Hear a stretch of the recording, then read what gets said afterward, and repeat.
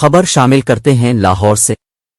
عمران خان کا کہنا ہے کہ آئی ایم ایف سے کہا ہے کہ اپنے پروگرام میں شدید مشکلات کے شکار کمزور طبقے کا خیال رکھا جائے۔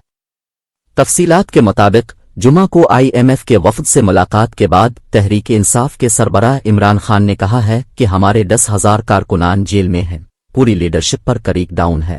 اس کے باوجود آئی ایم ایف معاہدے کی حمایت کی تاکہ ملک کو نقصان نہ ہو، جبکہ ہمارے دور میں جب فیٹف میں بلیک لسٹ ہونے کا خدشہ تھا تو پی ڈی ایم کی جماعتیں اپنی کرپشن بچانے کے لیے این آر او مانگ رہی تھیں۔ عمران خان کا کہنا ہے کہ آئی ایم ایف کو سمجھایا جب تک صاف شفاف الیکشن نہیں ہوں گے تب تک معیشت ٹھیک نہیں ہوگی، صرف عوامی حمایت والی حکومت معاشی اصلاحات کر سکتی۔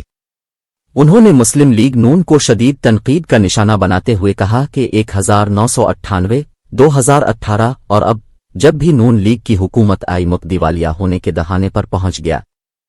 چیئرمین تحریک انصاف نے کہا کہ آئی ایم ایف سے کہا ہے کہ اپنے پروگرام میں شدید مشکلات کے شکار کمزور طبقے کا خیال رکھا جائے۔